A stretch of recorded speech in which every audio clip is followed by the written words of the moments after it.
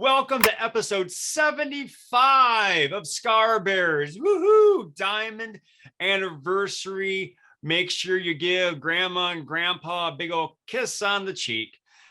I am so happy that you're here with me today. I'm Chris DT Gordon, and with me, as always, are Nate and Britton Barron, giving me their musical and technological talents.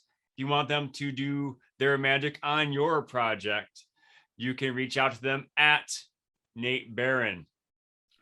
As always, I am always looking for ways to reach out and inspire and motivate young adults with my message of the attitude of gratitude. So if you know of a school or organization, or maybe you yourself would like some inspiration, please reach out to me at chrisdtgordon.com. A lot of ats and Chris's there. So my email address is chris@chrisdtgordon.com, or check out my website, chrisdtgordon.com. Well, I am so thankful to be joined by a fellow educator. Nichole Tucker, CEO of Tucker Academy, is with me today. Nichole, how are you doing today? I'm doing well today, Chris. Thank you. I'm excited to be here. And I'm excited to have you here. And as I said, we're both educators. You are, like I said, the CEO of Tucker Academy, which means that you are an education consultant and a speaker amongst your other duties. What else do you do at Tucker Academy?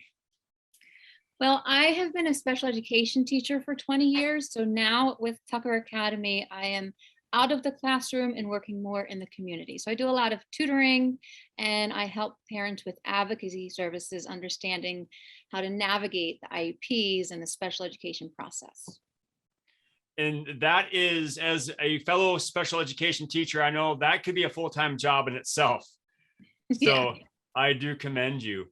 And as with many people, we find ourselves propelled into our current positions because of a pain point or a struggle we had to overcome. If you wouldn't mind sharing, what was your motivator, I guess, to become the CEO of Tucker Academy? Yes. Well, it's a long one.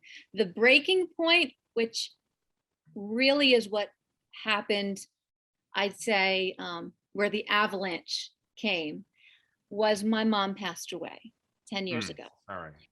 And when she passed away, my entire perspective on life changed. I fell into an extremely dark depression. I was so deep into it that I didn't know I was in it.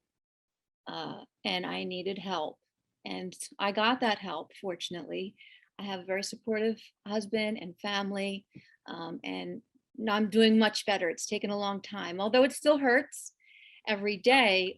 The pain now is able to kind of be my fuel to propel me to keep going forward and remember why I got started on this new trajectory. And first of all, I want to I send my condolences to you. I know what that is like, but the pain is unique to every person. What are some ways that your mother affected you in such a positive way? Growing up, I would not have had many responses for that question. And in some ways, it took her passing for me to glorify the little things, if you will. When I spoke at her funeral and I gave her eulogy, I kept talking about this pink Tupperware bowl. And it was a bowl that my mom ordered for me off of QVC. She used to watch TV, home shopping stuff all the time. And it was something she ordered. My mom and I did not have a very good relationship, but she did those little things, even if she did it passive aggressively and would send me a little note with it, right? She did these little things that let me know she was still thinking of me. And I didn't notice that at the time. But again, now I look back and I'm like, wow, that's really important, because it shows me that she did the best that she knew how. So it helps drive me in how I want to be as a mother now with 4 kids, and how I want to help treat my own students, how I like to serve as a mentor, because every tiny little thing like a pink bowl, right? Or remembering somebody's birthday or smiling at them in the hall. Those things, they add up. And those are the memories that you kind of go to when you least expect it.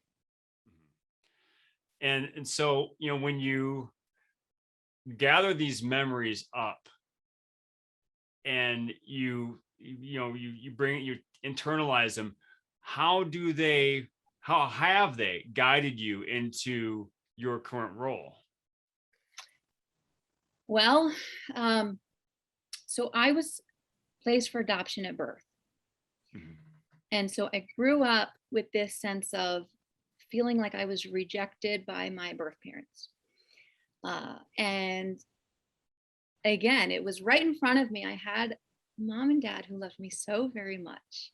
They gave everything. I was their world. I was what they prayed for, Mhm. and they got me. And we don't realize so many things in the moment, right? Until the moment is gone. And sometimes it's too late. Sometimes we can get those moments back and we can try again, but sometimes it's gone. And the moment is a memory. And the memory is then, well, what are you going to do with this? Mhm. So a lot of the rejection I grew up with and then regret that I later endured with my own mom is really what has shaped me into who I am. I have learned that I do not want to live life in the fast lane. I enjoy taking my time with things.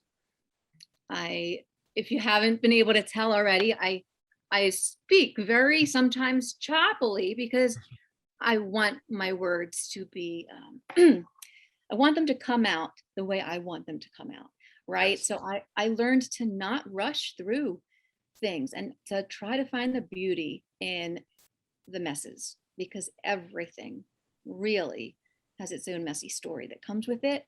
Mhm. But if you dig Yes. deep enough, you can find something inspiring out of all of that. Yes. As I'm sure I've heard someone say before, every mess has a message, or turn your mess into a message. And Yeah. so, what's a message that you took from I want to say it crassly, but the mess that Yes. you were discussing? The message is we must become more empathetic. Everyone. I feel we could truly change our world, the relationships in our entire society, if we could all learn a little bit more empathy. Empathy is something that sometimes people feel, well, he or she just lacks it, or they don't get it, they don't have it. Again, working in the special education field, I've often falsely heard people say, well, people with different conditions, they just really lack empathy. We all lack empathy. We have to be taught it. We just get taught it in different ways, right? So we just have to very explicitly teach it to certain children, but we all have the capacity to learn it. And I think if we spent more time doing so, I think a lot of our messes would clean themselves up because we get lost in the moment and we forget that we are all humans.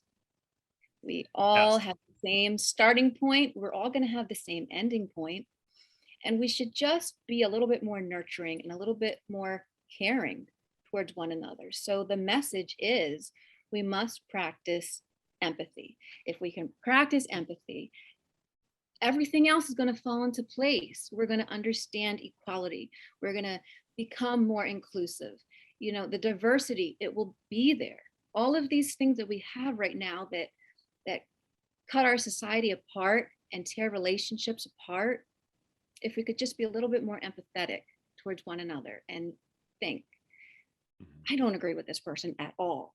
But I've also had some views that I've been really, really grounded in before. And maybe this is how they feel, you know, and just again, the possibilities are just so endless. I feel if we could just become a little bit more empathetic. And that's really what came out of everything I went through because I realized I lacked empathy my entire life for my mom. So now I'm spending the rest of my life trying to do what I can with that. That really resonated with me, the message of empathy. And I was thinking especially about my own students, and I work with a lot of students on the autism spectrum. And when I try to figure out, if it isn't clear to me yet, how best to reach this student, I treat it like a puzzle. And that some puzzles are like a two by two Sudoku, really easy, Mhm. boom, boom, boom, Yeah. boom, one step, got it. Others are like a Rubik's Cube with 25 squares at each side. You got to really work it through and try things that may not work and go this other route. But when you get there, it is so satisfying.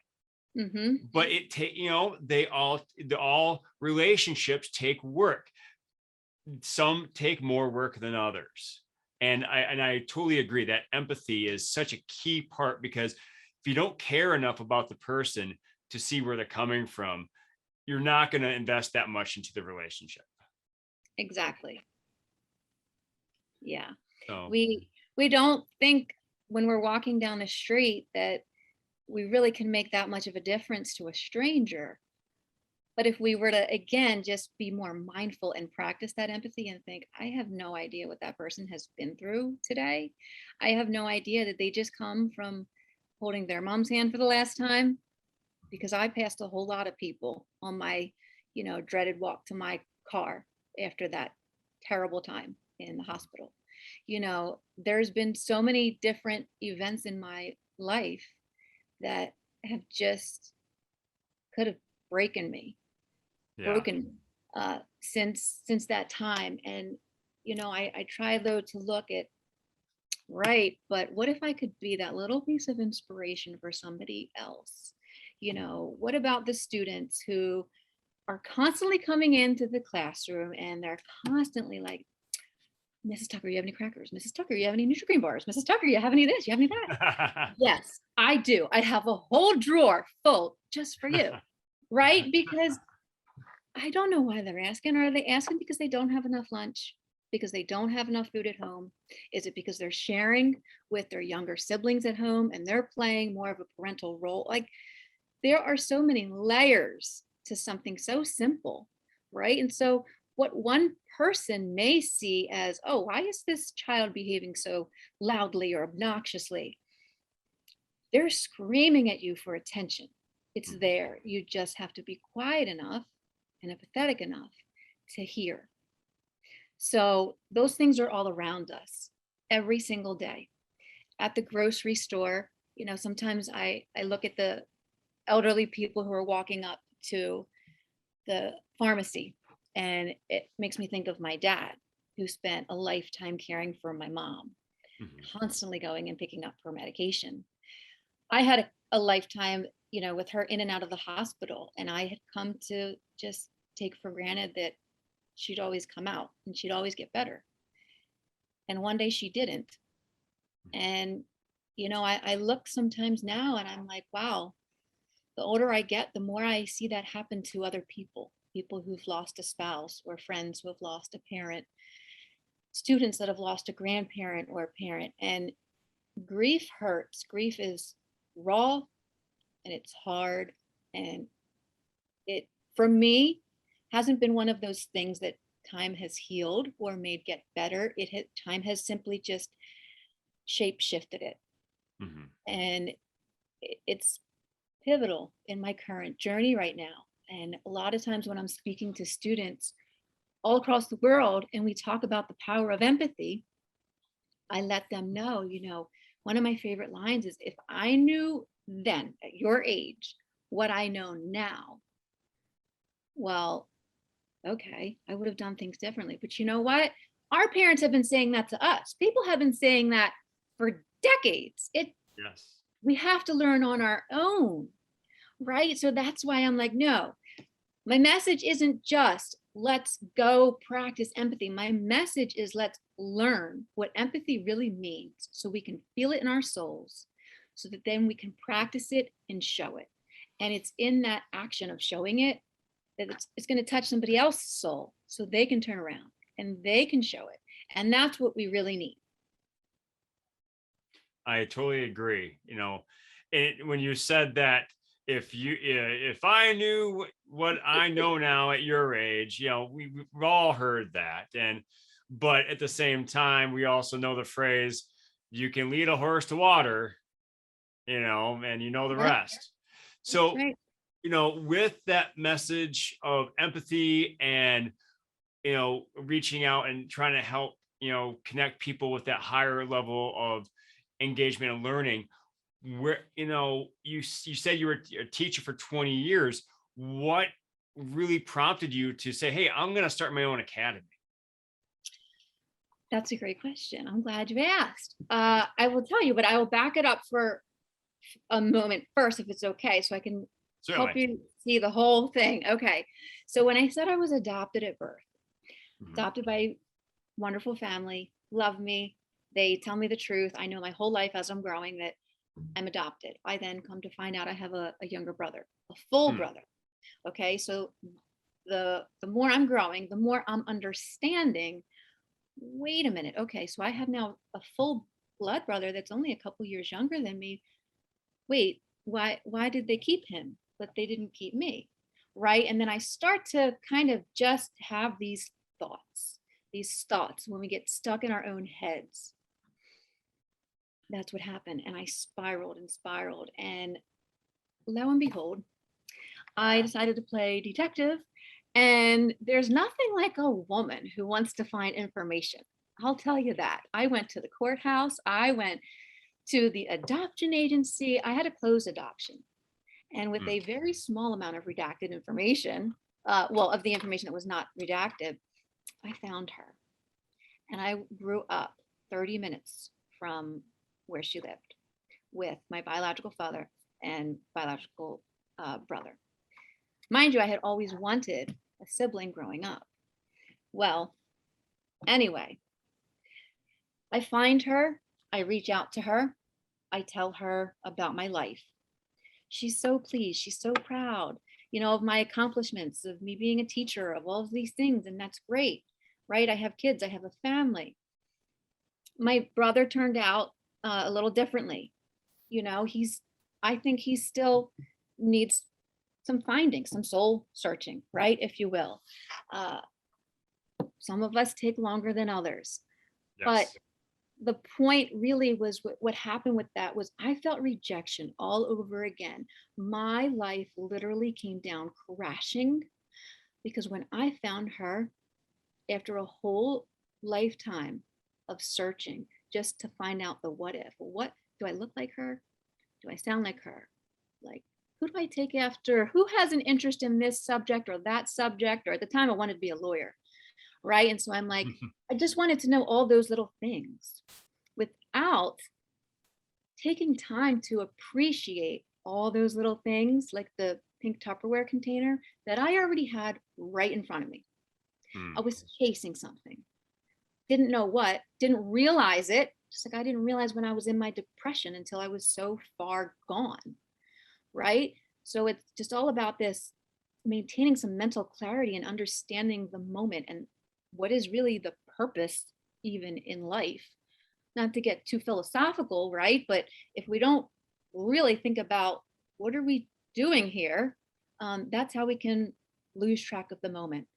Mhm. So, but back to the journey here, I find her, I reach out to her, I meet the brother, and I'm like, oh my goodness, that like Maury Povich or somebody's going to invite me on their show, and I'm going to tell them all this stuff. Like, yes, I did all this investigative work, and here it is. And I used to have these images in my head that when I would meet them, it would be like a fairy tale. She would be so happy to see me, and that she would just want to like stare at me. That's the mom in me, right? Because I love to stare at my own kids. Yes. Well, it didn't happen that way. What happened was she was happy to see me. Uh, she got to know me. I did meet her at a restaurant and had a meal with her. And we talked on the phone a couple times. And the second I started to feel like, wow, she's nice to me. Something that my mom and I, not that my mom wasn't nice, but again, it was a strained relationship. She was sick all of the time. Yeah. And she wasn't around for a lot. You know, I did most things with my dad. And so I started to think, oh my gosh, this is kind of cool. Like a mom. And as soon as I started to feel that was when my mom, my real mom, what I say, went into the hospital and didn't come home. Mm. And I felt a sense of guilt that tore me up. It was the first birthday of hers that I had missed. At the time, I was running marathons, and I went to DC to run the Marine Corps Marathon. It was my first time running that. I've done that one 10 times since, because now I run it in her honor.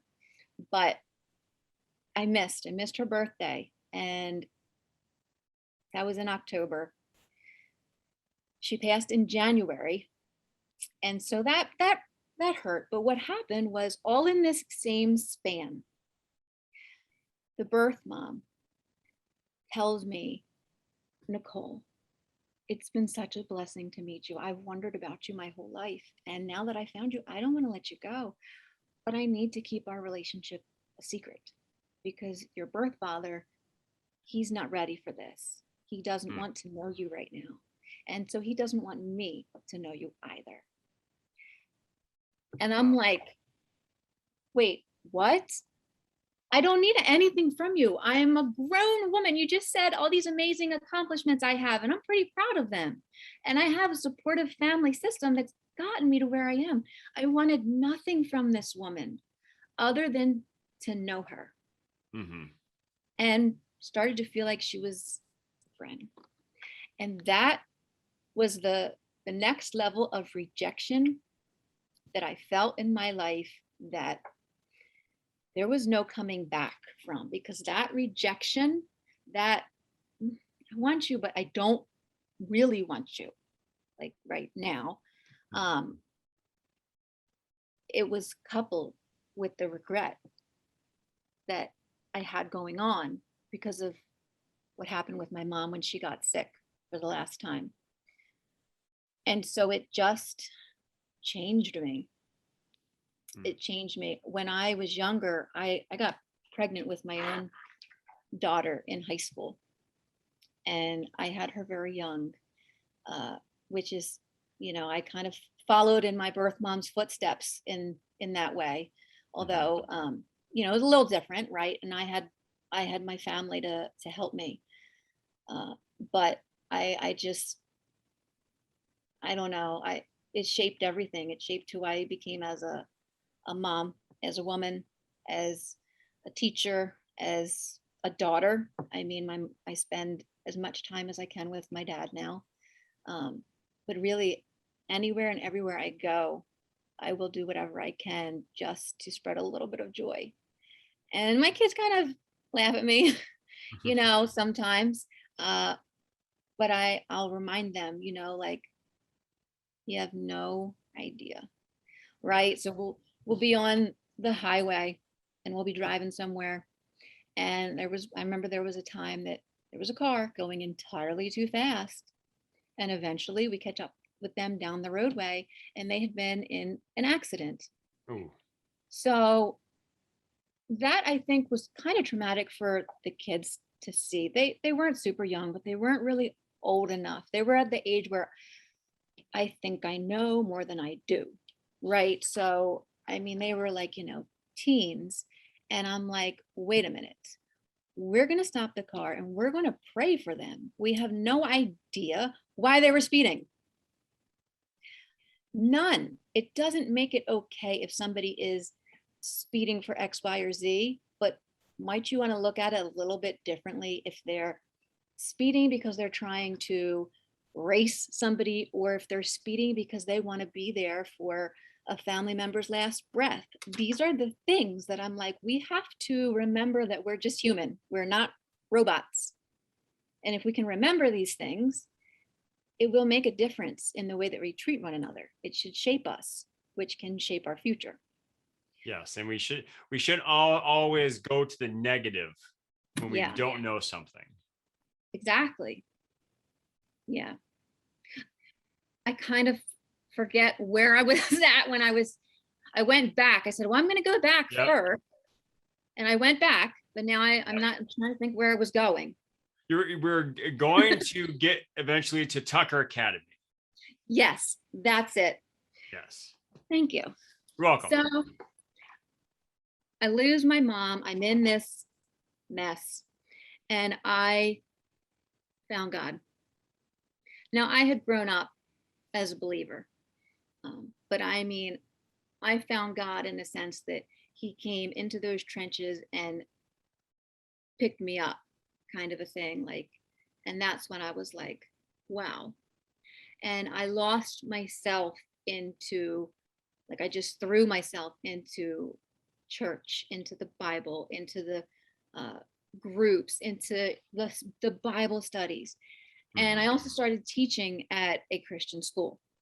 Okay.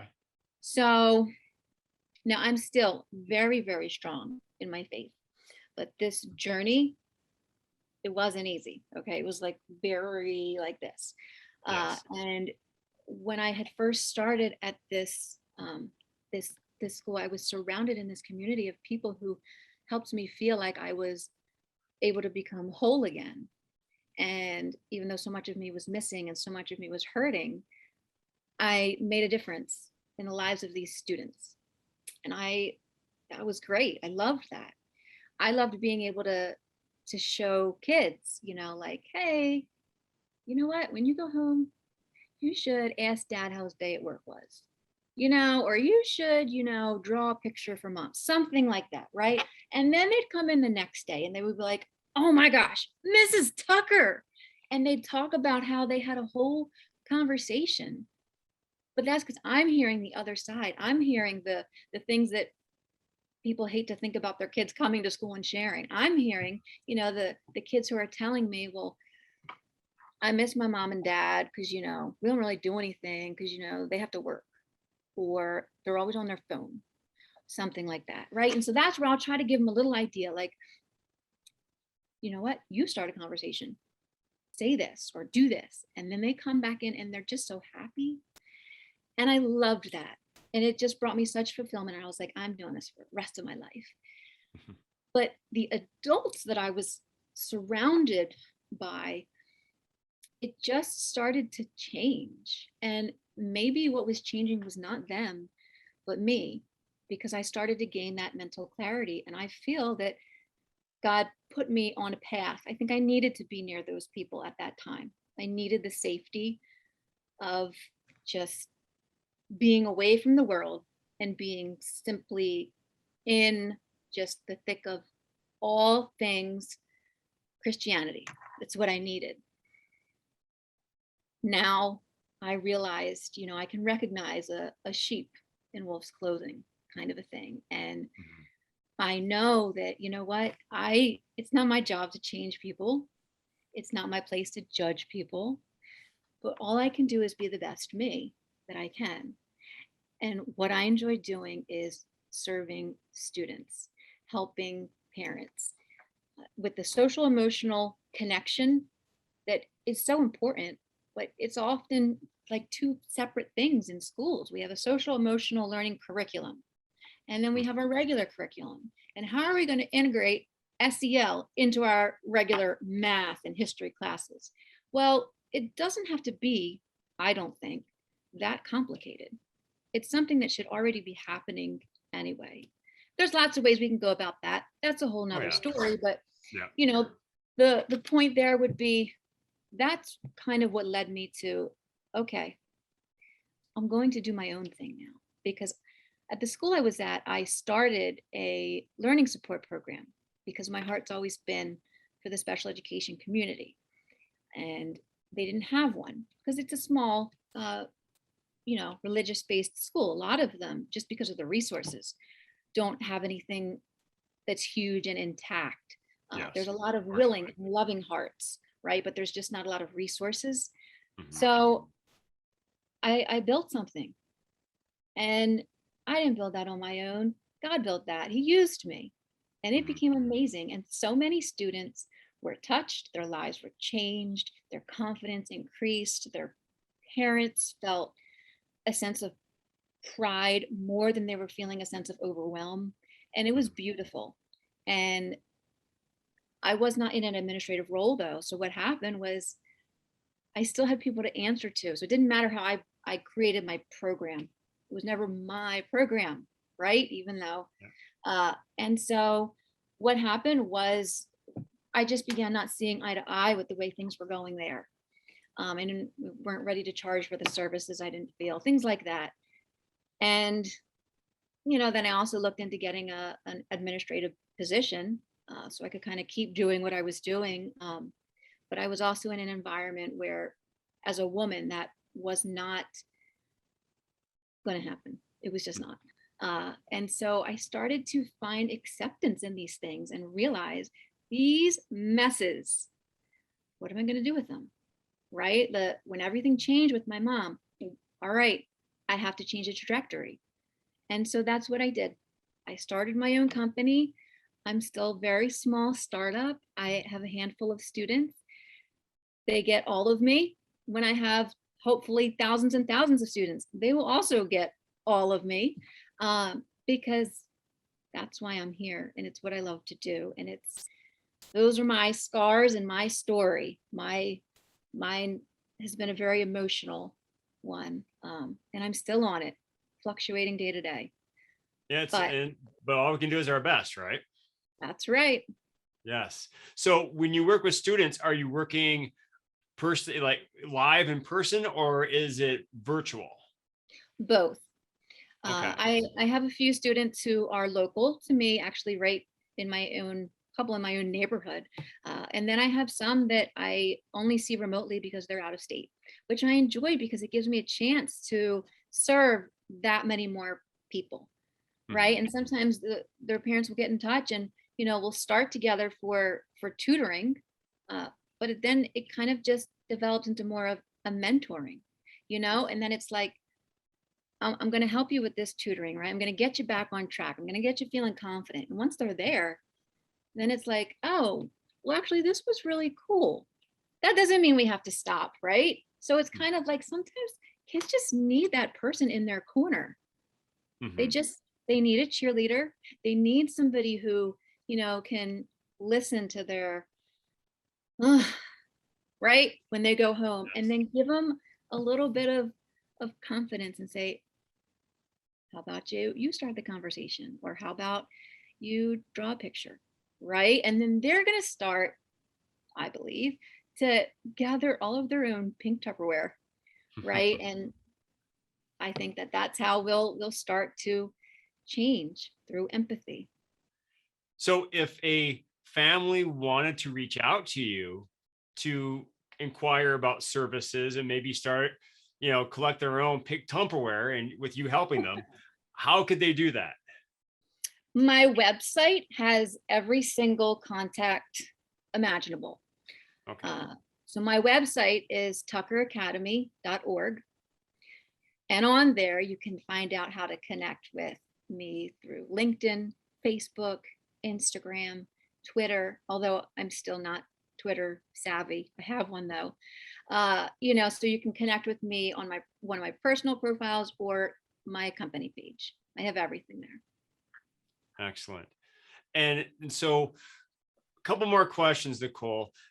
If someone were to just ask you for one piece of advice, whether it be to I guess I'll leave it up to you to decide what kind of piece of advice. If someone were come up to you for one piece of inspiration, what would you tell that person?